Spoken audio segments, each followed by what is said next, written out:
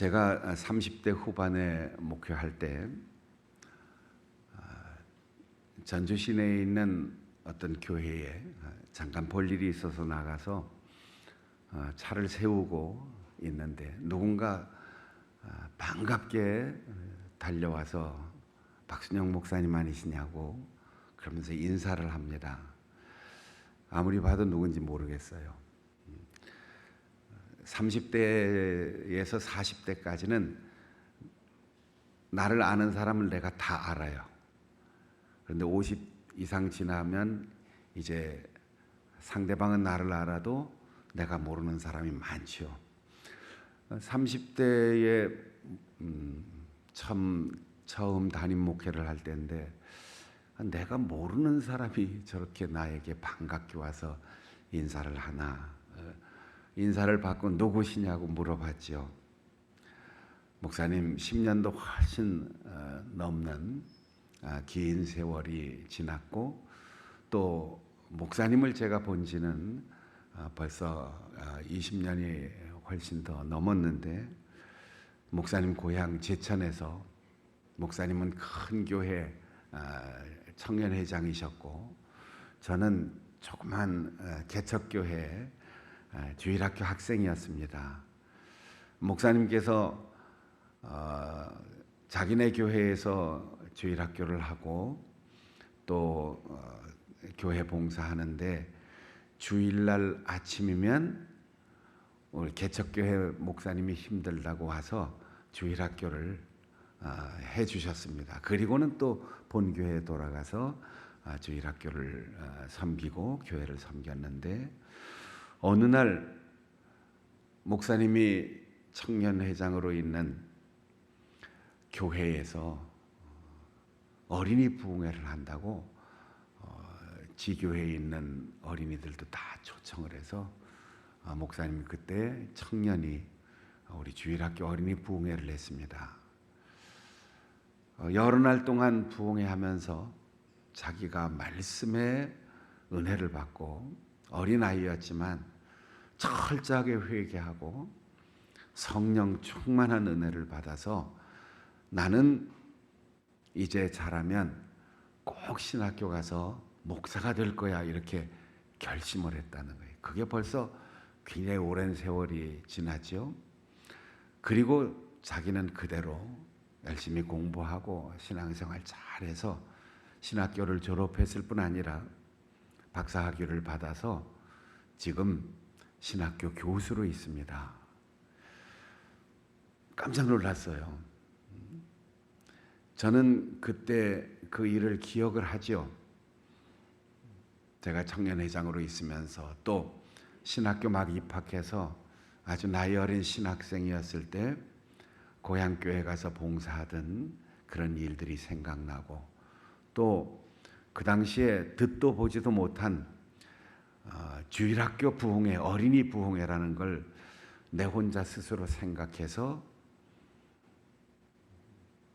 열정을 감당을 못해서 그렇게 남의 교회까지 가서 봉사했는데 참 보람이 있었다.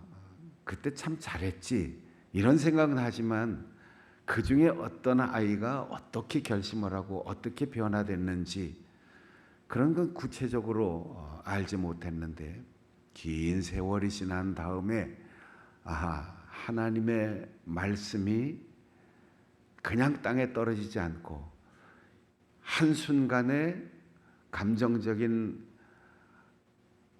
신앙 고백이나 혹은 감동에서 머물지 않고 나도 모르게 저렇게 잘 자라는 사람들이 있구나. 그러면서 예수님께서 씨를 뿌리는 비유를 말씀하신 생각이 났습니다. 곡식을 심었을 때 나는 곡식만 심었는데 내가 심지 않은 가라지도 나고 또 그것이 무성해서 곡식을 잘 자라지 못하게 하는 방해 요소도 되지만 사람이 말씀을 뿌리고 그 말씀의 씨앗이 싹이 나고 잘 자라면 30배, 60배, 100배의 결실을 거두고 또 추수 때가 오면 반드시 풍성한 곡식단을 가지고 돌아올 날이 있다. 씨 뿌리는 비유를 하나님 나라의 교훈으로 베푸신 일들을, 그 가르침을 기억했습니다. 사람이 잘 살아간다는 것은 누군가의 마음에 씨앗을 심는 것과도 같습니다. 어떤 씨앗은 내가 심었다는 사실을 까맣게 잊은 뒤에도 저홀로 쑥쑥 자라서 커다란 나무가 되기도 합니다. 바울 사도는 이런 사실을 가리켜 우리가 물도 주고 심기도 하고 거름도 주지만 그것을 자라게 하시는 이는 하나님이시니라. 생명의 성장은 하나님의 섭리와 하나님의 신비에 속한 일이라는 것이죠. 우리는 굉장히 성급하게 생각할 때가 있습니다. 내가 1년을 일했는데, 내가 10년을 신앙생활했는데, 내가 11조 한 지가 5년이 지났는데, 내가 철야기도도 하고 금식기도도 하는데, 내가 성경 필사도 했는데 뭔가 달라진 것이 없어. 이렇게 낙심하거나 불평하거나 의문을 가질 때가 있습니다. 바울 사도가 갈라디아 교회에 보낸 편지에서 그 교회 성도들에게 이렇게 교훈했습니다. 좋은 일을 행하다가 낙심하지 말아라. 우리가 피곤해서 병들거나 쓰러지지 않으면 때가 이르면 반드시 그것을 열매로 거둘 것이다. 이렇게 가르쳤습니다. 우리가 좋은 일을 하고 또 사람들에게 베풀고 덕을 쌓으며 살다가 때로는 상대방이 변화하지 않고 또 인정해 주지 않고 사람들로부터 알아주지 않는다라고 하는 절망감에 낙심하거나 불평할 때가 있습니다. 바울 사도가 복음을 전하던 시대에 예루살렘을 비롯한 근동 지역에 엄청나게 큰 가뭄이 계속되었고, 특히 어머니 교회인 예루살렘 교회는 굉장한 피해로 고통을 당하고 있었습니다.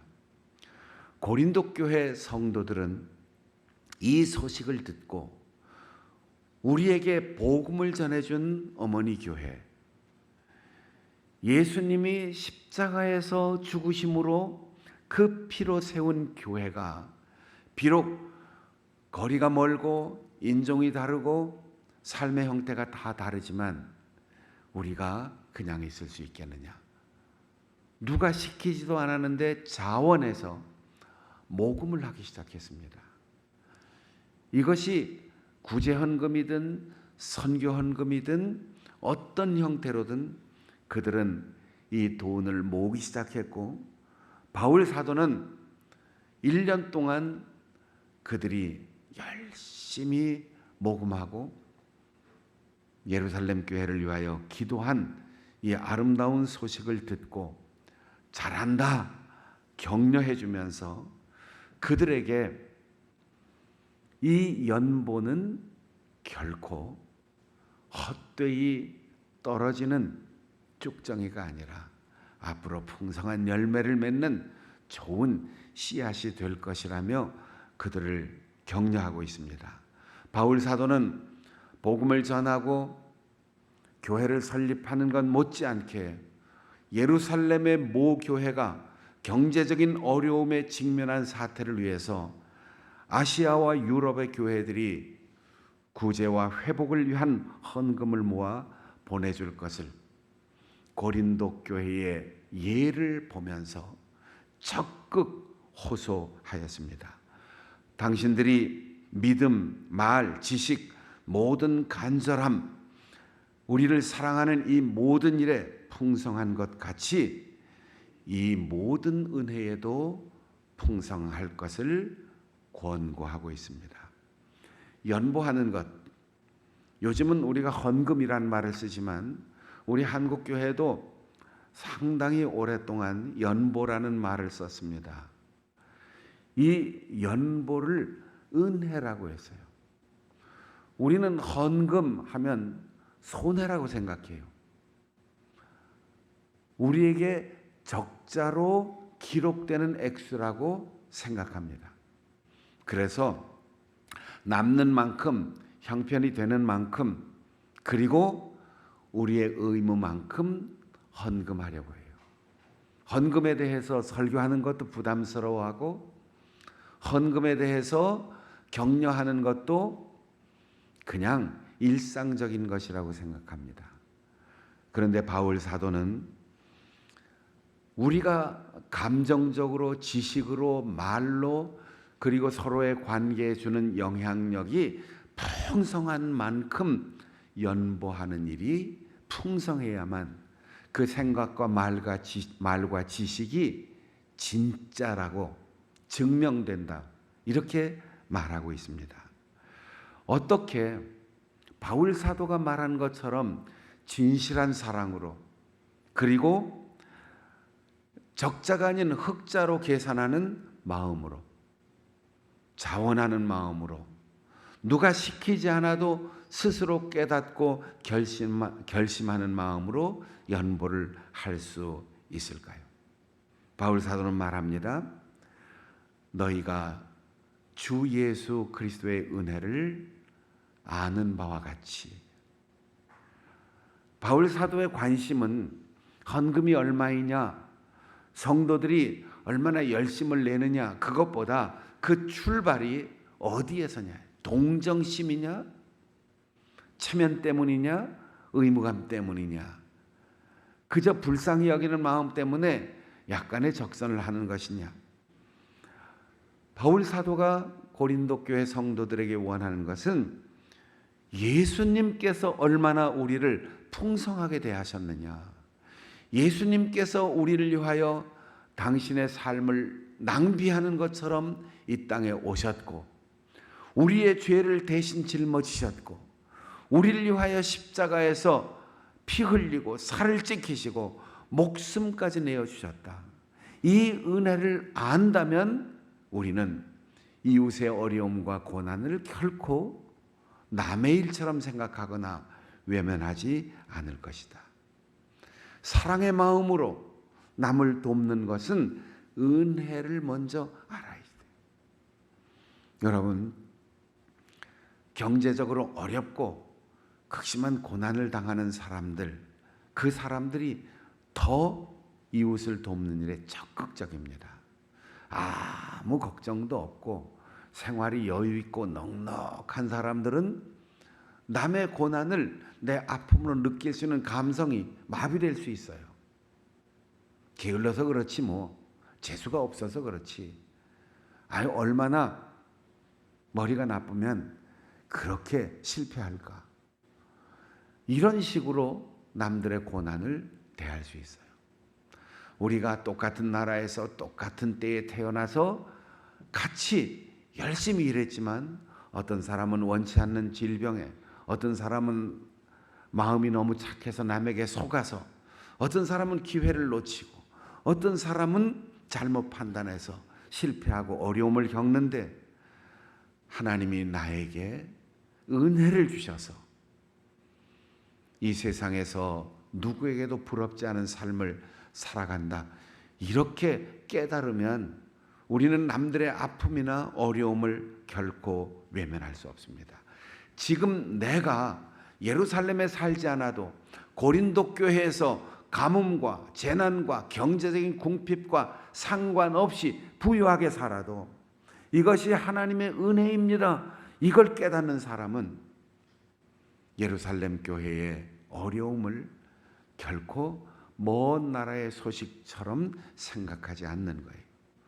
우리가 왜 남의 나라에 선교사를 보냅니까? 왜 남의 나라 전쟁터에 우리의 귀중한 돈을 보냅니까? 왜 가난하고 어렵게 살아가는 나라들을 위하여 우리가 구호기관에 헌금을 보내고 후원금을 보냅니까? 우리도 하나님께서 주신 은혜를 받은 사람, 받은 나라, 받은 교회, 받은 국민인 것을 우리가 깨닫고 기억하기 때문입니다. 은혜란 말은 받을 자격도 없는 사람, 갚을 능력도 없는 사람, 그에게 사랑으로 조건 없이 거저 주는 것입니다. 이것이 은혜입니다. 우리는 구원받을 자격이 없었습니다. 우리는 하나님을 아버지라 부를 자격이 없는 존재입니다. 우리는 하나님 앞에 설 수 없는 죄인입니다. 그런데 하나님께서 우리에게 예수 그리스도를 보내주셨습니다. 주님은 우리에게 거저 생명을 내어 주셨습니다. 이 은혜를 헬라어 성경엔 카리스라고 하는 단어를 썼는데, 영어에 카리스마라는 단어를 우리가 가끔 써요. 그 사람 카리스마가 있어 이러는데, 이 카리스마라는 말은 무슨 독재할 수 있는 힘이나 마음속에 있는 특별한 능력을 얘기하는 것이 아니고, 하나님께서 그에게 조건 없이 주신 재능, 그래서 누구든지 그를 호의적으로 대하고 그 말을 잘 들을 수 있는 그런 선천적인 능력을 가진 사람을 카리스마가 있다, 이렇게 표현하는 겁니다. 카리스라고 하는 단어는 너그러운 마음으로 주는 선물, 그리고 감사하는 마음으로 보답하는 응답의 선물, 이런 것을 카리스라고 해요. 여러분, 우리는 하나님께서 넉넉한 사랑의 마음으로 거저 주신 구원의 은혜를 입고 살았습니다. 우리를 조건 없이 받아주시는 하나님의 그 은혜의 품에서 우리는 거듭났습니다. 자격이 없지만 우리는 세례를 받았고, 늘 부끄럽지만 우리는 교회를 통하여 직분을 받았습니다. 이 모든 것이 은혜임을 아는 사람에게는 불평이나 인색한 마음이 없어요. 우리가 가지고 있는 모든 것, 그것이 보이는 것이든 보이지 않는 것이든 하나님께서 조건 없이 주신 은혜의 선물이니, 나도 조건 없이 어느 나라인지, 어떤 인종인지, 무슨 사연인지, 왜라고 하는 질문하지 않고 손 내미는 사람에게 베풀어 주는 것, 그것이 바로 은혜입니다. 사랑하는 성도 여러분, 우리 한 해의 절반을 보내고 또 후반기를 이제 시작하였습니다. 맥주 감사 주일을 지냈고, 또 우리의 사랑하는 다음 세대를 가르치기 위해서 여름 교육 행사를 진행하는 교회 교육의 달을 맞았습니다.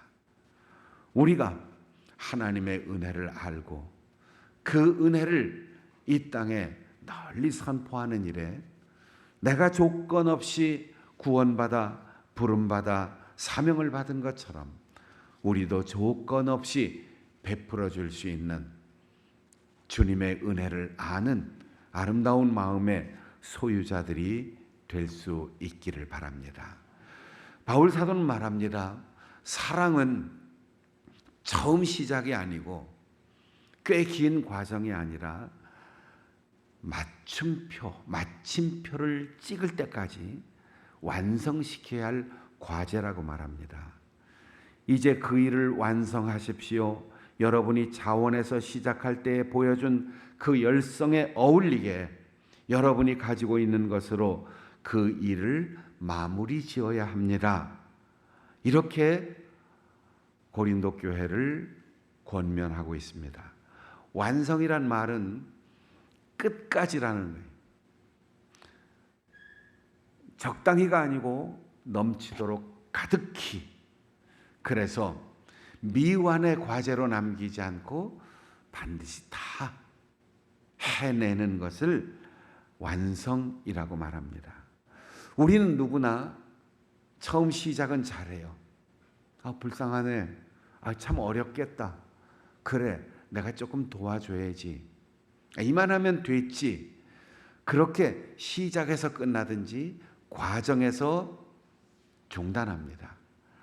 상대방이 그만할 때까지, 원상이 회복될 때까지, 그리고 내가 후회하지 않을 만큼 넉넉하게 베풀어 주는 것, 이 사랑이 완성될 수 있도록 변함없이 그렇게 가는 것을 바울 사도는 마무리 곧 완성이라고 표현하는데, 우리는 남는 만큼, 있는 만큼, 할 만큼 그렇게 하기를 원합니다. 사랑을 적절하게, 적당하게, 그리고 체면치레로 하면 하나님의 기대에 이르지 못하고 상대방의 기대에 이르지 못하고 내 양심에도 기대에 미치지 못합니다. 마음의 사랑은 연보의 풍성함으로 증명된다 하는 것이 바울 사도의 가르침입니다. 증명이란 말은 졸업시험이란 뜻이에요. 입학시험이란 뜻입니다. 취직시험이라는 뜻이에요. 그 사람이 정말 예수님의 사랑을 아는지, 그 사람이 정말 하나님의 자녀가 되었는지, 그 사람이 지금 하고 있는 일이 정말 사랑으로 하고 있는 것인지, 이것이 연보로 다른 사람을 위한 사랑의 선물로 시험을 쳐서 증명된다는 거예요. 졸업하면 졸업장을 받잖아요. 시험을 치면 입학 허가서를 받죠. 취업 시험에 합격하면 취업 통지서를 받게 되죠. 모든 시험에는 그 결과가 증명되는 것이 합격증이에요. 우리가 얼마만큼 주님을 사랑하는지, 얼마만큼 주님의 은혜를 아는지, 얼마만큼 진실하게 사랑하는지, 이것이 연보로 증명된다고 바울 사도는 말합니다. 세 번째로, 사랑은 예수님의 사랑을 알고 끝까지 책임지고 이 사랑의 행동을 실천해야 하면서 반드시 기억할 것이 있는데, 사랑은 균형이라는 거예요. 너희들이 예루살렘 교회를 위하여 헌금하고 그것을 보내는 것이 그냥 지출로 끝나는 게 아니다. 그것은 서로 정의롭게 공정하게 형평성을 맞추는 것이다 라고 말하면서, 너희들이 주는 것 다시 받을 것이고, 너희들이 있는 것으로 누군가를 도와주면 너희에게 없는 것이 채워진다. 예루살렘 교회로부터 돈과 금과 이 세상의 어떤 것으로도 바꿀 수 없는 구원의 복음을 고린도 교회가 받았어요. 그렇다면 이 세상 사는 동안만 필요한 재물이 그들에게 있을 때 어머니 교회를 위하여 헌금하고 보내는 것은 아주 잘하는 것이로되, 그것이 우월감을 갖거나 시혜를 베푸는 것으로 생각하지 않고 보이지 않는 영적인 큰 선물을 받았으니 보이는 이 세상의 물질로 그것을 갚아서 서로 평균하게 하려 함이라, 이렇게 얘기합니다. 그러면서 기록된 것과 같이 출애굽기 16장에 있는 이야기를 살짝 전하는데, 출애굽기 16장에는 어떤 얘기가 있느냐 하면, 애굽을 벗어나서 광야를 갈 때 그들이 애굽에서 가지고 나온 양식이 다 떨어지고 빈들에서는 아무런 먹을 것도 구할 수 없을 때, 하나님께서 아침마다 이슬을 내리는 것처럼 만나를 내려주셨어요. 맛도 좋고 먹기도 좋은 만나를 40년 동안 매일 내려주셨습니다. 하나님께서 이 만나를 내려줄 때 처음 사람들은 이 만나를 맛있게 먹지만 욕심이 생겨서 매일매일 아침마다 그것을 거두러 가기가 귀찮을 수도 있으니까 이틀 먹을 거, 사흘 먹을 걸 다 한꺼번에 거두는 사람이 있었습니다. 하나님께서 알맞게 내려주시는 것을 어떤 사람이 2인분, 3인분 이렇게 막 거두면 못 먹는 사람, 적게 먹는 사람도 생길 거 아니에요. 하나님은 엿새째 날에는 2배를 내려주셨습니다. 그래서 2배로 거두면 안식일에는 일하지 않아도 먹을 수 있도록, 특별하게 안식일 날만은 전날 미리 2배로 양식을 주셨는데, 이것은 하루 동안 보관이 잘 됐어요. 냉장고에 넣지 않아도, 땅속에 묻지 않아도 잘 보존이 되었다가 이튿날 어제 거두었던 만나를 먹게 하였습니다. 그런데 다른 날은 아무리 많이 거둬도 하루만 지나면 다 썩어서 없어졌습니다. 우리의 인생이 그렇습니다. 우리가 하루에 3끼를 먹고 한 벌 옷을 입고 편안하게 살 수 있다면 나머지는 하나님께서 우리에게 맡겨주신 것입니다.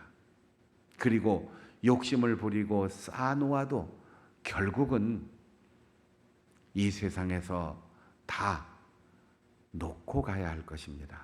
그러므로 기록된 것과 같이 출애굽의 교훈을 고린도 교회 성도들이 기억하라는 거예요. 많이 거둬도 남지 않는다. 오래 보관해도 결국은 썩는다. 그러니 있는 것으로 기회를 잃지 말고 늘 돕고 나누고 베풀며 살아가라. 지금 예루살렘 교회와 고린도 교회는 서로 교환하는 거예요. 우리는 화폐가 발달하지 않았을 옛날에 물물교환이라는 게 있었습니다. 아니, 근대 사회까지도 화폐보다는 돈이 있긴 하지만 물물교환을 상당히 했습니다. 물물교환이라는 건 가치를 교환하는 것이지 물건을 똑같이 교환하는 건 아니에요. 쌀을 가지고 나가서 시장에서 쌀을 사오는 거 아닙니다. 계란을 가지고 나가서 계란을 받고 오는 게 아니에요. 쌀을 가지고 나가서 고기를 받고 오기도 하고, 계란을 가지고 나가서 신발로 받고 오기도 하고, 과일을 가지고 나가서 채소를 받고 오기도 합니다.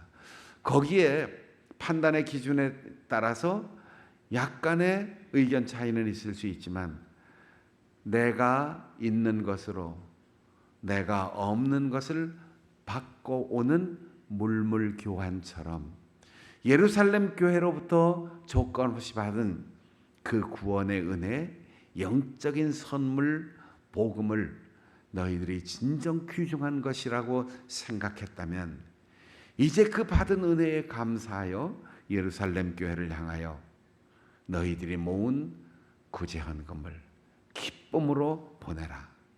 언젠가는 반대가 될 수도 있을 것이다.